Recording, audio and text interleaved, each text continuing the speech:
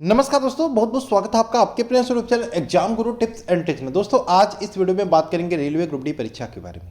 Railway group D परीक्षा उनके लिए ये वीडियो स्पेशली है जिनका गणित वीक है, जिनका मैथ कमजोर है, उनके लिए स्पेशली मैं ये वीडियो बना रहा हूँ। जो मैथ में 25 क्वेश्चन आने हैं, रेलवे ग्रुप डी में कितने 25 आने हैं, जिनके मैथ में अभी भी 12-13 हो रहे हैं, 10 हो रहे हैं, 7-8 कर रहे हैं, मैं उनके लिए वीडियो बना रहा हूँ। क्योंकि 7-8 वाले भी बच्चे हैं, क्योंकि प्रैक्टिस सेट में बच्चे कमेंट्स कर रहे हैं सर मेरे 35 ही हो रहे हैं, सर मेरे 30 ही हो रहा है, सर क्या मेरा सिलेक्शन हो जाएगा। भाई कैसे होगा, सिर्फ 30 क्वेश्चन तो रीजनिंग के आते हैं, आप 30 कंप्लीट मिला के कर रहे हो तो कैसे सिलेक्शन हो जाएगा।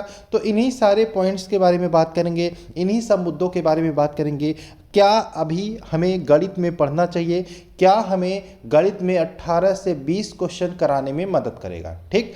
और 100% सिलेक्शन अगर जो चाहते हो तो, और अगर जो गणित कमजोर है तो इसके अलावा आप गणित पढ़ने के अलावा भी क्या करके अच्छा स्कोर कर सकते हो और अपने सिलेक्शन को सिक्योर कर सकते हो, ठीक।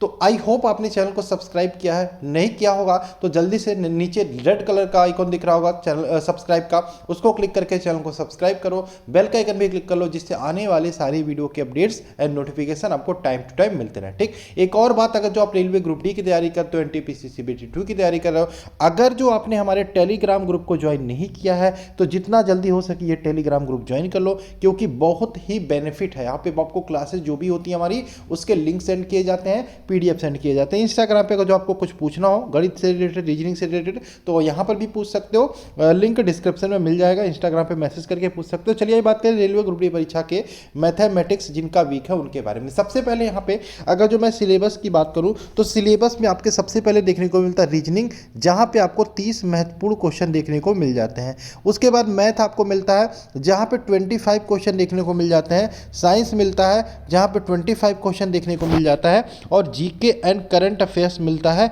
जहाँ पे आपको 20 क्वेश्चन देखने को मिल जाते हैं। देखोगे आपको रीजनिंग का पोर्शन ज़्यादा है, 30 क्वेश्चन, और रीजनिंग और मैथ जिन बच्चों का अच्छा है उनको सिलेक्शन से इस बार रेलवे ग्रुप डी में कोई नहीं रोक सकता, ठीक। रीजनिंग मैथ जिनका अच्छा है, क्योंकि साइंस का मैं अच्छा करा दूंगा, साइंस की लगातार क्लासेस चल रही है आपका, उस क्लासेस को देखते रहो, प्रैक्टिस सेट चल रही है, चाहे फिजिक्स की हो बायोलॉजी को देखते रहो, आपका साइंस खुद ब खुद स्ट्रांग हो जाएगा, आपको कुछ एक्स्ट्रा करने की जरूरत नहीं है। साइंस के लिए पीडीएफ भी हमारा है, उसको भी लेके पढ़ते रहिए, ठीक। अब देखो यहाँ पे क्या दिक्कत होती है भाई, रीजनिंग आप कहोगे सर मैथ, आप मैथ के लिए वीडियो बना, रीजनिंग क्यों बता रहा हूँ ना, सुनो ना ध्यान से। रीजनिंग के कितने क्वेश्चन आने हैं, रीजनिंग के 30 क्वेश्चन आने हैं, मैथ के 25 क्वेश्चन आने हैं। अब बच्चा प्रैक्टिस सेट लगाता है तो रीजनिंग में अगर जो 15-16 कर लेता है तो सोचता है कि 25-30 क्वेश्चन आने हैं, 15-16 मैंने रीजनिंग में कर लिए, ये तो बहुत हो गया भाई, अब मुझे रीजनिंग आती है। यही आप गलत हो जाते हो। अगर जो आपका मैथ कमजोर है, अगर जो इस 25 में आप 15 तक पहुंच रहे हो, इतना तो पहुंचना पड़ेगा बाबू, 15-16 तो पहुंचना पड़ेगा किसी भी कीमत पर। और आप पहुंचोगे, मैं बताऊंगा आज चैप्टर क्या क्या करने हैं आपको, क्या क्या चैप्टर पढ़ने हैं, कहाँ से गणित को पढ़ना है, ठीक। 15 तो पहुंचना पड़ेगा। अब देखो भी पेपर होता है, रीजनिंग भी आता है, मैथ भी आता है, साइंस भी आता है, जीके भी आता है। अब अगर जो आपका मैथ वाला पोर्शन वीक है तो कोशिश करो रीजनिंग वाले पोर्शन में अच्छा करने की, साइंस वाले पोर्शन में और अच्छा करने की। तो ये काम तो कर ही सकते हो। मैथ समझ में नहीं आता, बहुत कम आता है, तो मैथ में कम करो, लेकिन रीजनिंग में और अच्छा कर लो, ठीक। रीजनिंग का मैं फिर से टारगेट देता हूं, फिर से बताता हूं, रीजनिंग में जिस दिन आपने 25 क्वेश्चन सही कर लिया 30 में, जिस दिन रीजनिंग में 30 में 25 प्लस क्वेश्चन सही कर लिया, उस दिन आपको खुद ब खुद कॉन्फिडेंस आ जाएगा, खुद ब खुद कॉन्फिडेंस लौट के आ जाएगा। आप प्रैक्टिस सेट लगाओगे, रीजनिंग में 30 में 25 कर लिए, आप खुद कहोगे अब मेरा सिलेक्शन हो जाएगा, मुझको कोई नहीं रोक सकते। क्योंकि साइंस की जिम्मेदारी हमारी है, 20-22 क्वेश्चन आप करके आओगे 25 में, और अगर जो 25 आपने रीजनिंग में कर लिया, 20 साइंस में कर लिया, तो 45 तो यहीं से हो गए, 10 नंबर भी जीके से किया 55, और मैथ में 15 भी कर दिया, तो 60-65 क्वेश्चन आप करके चले आओगे। आप प्रैक्टिस सेट जब लगाओगे तो खुद ब खुद आपका कॉन्फिडेंस बिल्डअप हो जाएगा, ठीक है। लैक ऑफ सेल्फ बिलीफ, आत्मविश्वास की कमी भी आपको सिलेक्शन से रोकती है। कॉन्फिडेंस, खुद पे भरोसा नहीं होता आपका, तो भरोसा जब तक नहीं करोगे तब तक कुछ नहीं होने वाला, ठीक। तो अगर जो आपका मैथ वीक है तो रीजनिंग को और स्ट्रॉन्ग कर लो, साइंस को और स्ट्रॉन्ग कर लो, ठीक। चलिए मैथ के बारे में बात कर लेते हैं, थोड़ा सा क्या क्या पढ़ना है, कैसे पढ़ना है। तो गणित में 100% परीक्षा के लिए कहाँ से आते हैं प्रश्न, इसको देखेंगे। इंपॉर्टेंट क्या क्या है देखो, उसके पहले मैं यहाँ पे बताना चाहूँगा 100 क्वेश्चन आते हैं, 90 मिनट का टाइम होता है, 25 मैथ के क्वेश्चन आते हैं, ठीक। और ये इंपॉर्टेंट चैप्टर है, लेकिन उससे पहले जिनका मैथ वीक है, जिनका भी मैथ वीक है, ठीक, ध्यान रखना, चाहे रेलवे ग्रुप डी की परीक्षा के हो चाहे एनटीपीसी सीबीटी हो, उनके लिए मैंने 500 प्रश्नों की गेस्ट पेपर बनाई है। गेस्ट पेपर मतलब इसमें 500 क्वेश्चन होंगे, अलग अलग टाइप के प्रश्न हैं। मैंने पिछली परीक्षा को, अभी तक जितने भी रेलवे की परीक्षा हुई उनको ध्यान में रख के बनाया है। मैं गारंटी लेता हूं कि 14 से 15 प्रश्न 100% इस पीडीएफ से फंसने वाले हैं।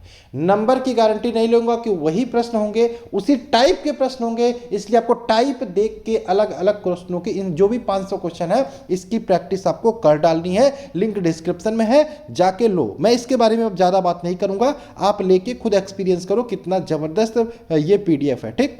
चलिए अब बात कर लेते हैं कौन कौन से इंपॉर्टेंट चैप्टर आपको पढ़ के आसानी से सफलता मिल जाएगी, आसानी से सक्सेस मिल जाएगी।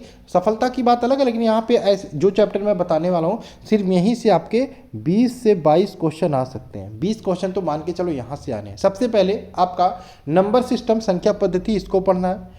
रेलवे ग्रुप डी की तैयारी कर लो, संख्या पद्धति से 100% 1 से 2 क्वेश्चन आना है।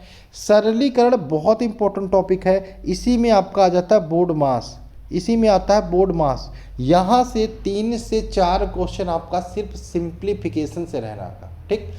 आप कैलकुलेटर का यूज करना छोड़ दो, घर पे जब भी सवाल लगाओ मुजबानी सॉल्व करने की कोशिश करो, आप सिंप्लीफिकेशन अच्छे से आ जाएगा। बोर्ड मास रूल समझ लेना। घातांक कर ली, बस 2 घंटे का टॉपिक है, अच्छे से समझने की कोशिश करोगे आ जाएगा। और रेलवे ग्रुप डी की परीक्षा देने जा रहे हो, आप सीजीएल की परीक्षा देने नहीं जा रहे हो, टफ लेवल के क्वेश्चन नहीं आएंगे, बेसिक ही क्वेश्चन आएंगे, ठीक। एलसीएम एचसीएफ से 1 से 2 क्वेश्चन 100% पक्का है। यानी कि मैंने पहला बताया कि संख्या पद्धति, सरलीकरण, घातांक करली, बोर्ड मास, एलसीएम एचसीएफ, यहीं से ही सिर्फ 7 से 9 क्वेश्चन आपके आने वाले हैं। तो ये टॉपिक आपको कदापि नहीं छोड़ना है, इसको लगाते रहना है, इसकी जबरदस्त प्रैक्टिस करना है। पीडीएफ में भी मैंने सारे टॉपिक के क्वेश्चन अच्छे से डाले हैं, एडवांस मैथ भी मैंने डाल दिया, उसमें ट्रिग्नोमेट्री भी डाल दिया, तो उसको भी लगाओ, ठीक। किस प्रकार के ट्रिग्नोमेट्री के क्वेश्चन आपके मैथ में पूछे जाते हैं, रेलवे एग्जाम्स में किस प्रकार के अलजेब्रा के क्वेश्चन पूछे जाते हैं, उसको भी मैंने पीडीएफ में डाला है। तो मैथ का पीडीएफ लेने के लिए आपको लिंक डिस्क्रिप्शन में वहां पे जाना है, ठीक। चलिए अब बात करते हैं परसेंटेज का। परसेंटेज हाई लेवल क्वेश्चन नहीं आएगा, 2 क्वेश्चन यहां से आएगा बेसिक वाले। औसत, एवरेज, अनुपात समानुपात से 2 से 3 क्वेश्चन बन सकते हैं। लाभ हानि से 1 से 2 क्वेश्चन बनेगा। कंपाउंड इंटरेस्ट और सिंपल इंटरेस्ट से यहां से भी 2 क्वेश्चन, 1 से 2 क्वेश्चन बनने वाला, ठीक। समय, दूरी, ट्रेन, नाव, धारा से 3 क्वेश्चन बन सकते हैं। समय व काम, पाइप और टंकी से 2 क्वेश्चन। तो ये इंपॉर्टेंट टॉपिक्स हैं सिंपल वाले, जिनको आपको पढ़ के जाना है, इनको तो छोड़ना नहीं है, ठीक। ट्रिग्नोमेट्री के बेसिक फॉर्मूले आप याद कर लीजिएगा। वैल्यू क्या होती है, साइन 30, साइन 90, साइन 45, कॉस, ये आपको वैल्यू भी याद कर लेनी है। अगर जो सिंपल से पूछे कोई रेलवे ग्रुप डी की परीक्षा में आपको कॉस 45 की वैल्यू पूछ लेता है, साइन 45 की वैल्यू पूछ लेता है, तो ऐसे भी क्वेश्चन आ जाते हैं, सिंपल ही है, ठीक है। पेपर बनाने वाला एग्जामिनर ऐसा नहीं है कि मतलब हार्ड बनाएगा। देखो भाई, अगर जो मैथ के 25 बनाने हैं ना, तो पेपर बनाने वाला पेपर कैसे सेट करता है, वो सेट करेगा कि 15 क्वेश्चन सिंपल हो, 5 क्वेश्चन मॉडरेट हो, 5 क्वेश्चन हार्ड हो। तो हार्ड, ज़्यादा हार्ड आपको नहीं करना है। मैं तो बोल रहा हूँ कि अब 18-20 कर लो, 18-20 कर लो, तो 18-20 में यहीं से सिंपल वाले एक भी मत छोड़ो और 5 मॉडरेट कर लो, तो 18-20 तो हो जाएगा। यहीं तक पहुँचना, बस ज़्यादा नहीं जाना। जाना आता है तो जाओ, नहीं तो कोई दिक्कत नहीं। आप जल्दीबाजी भी मत करना एग्जाम में कि आपके पास टाइम बच गया तो तुक्का लगाने लगना, ये भी काम गलत है, ये भी काम मत करना। तो ये टॉपिक थे कुछ इंपॉर्टेंट मैथमेटिक्स के लिए।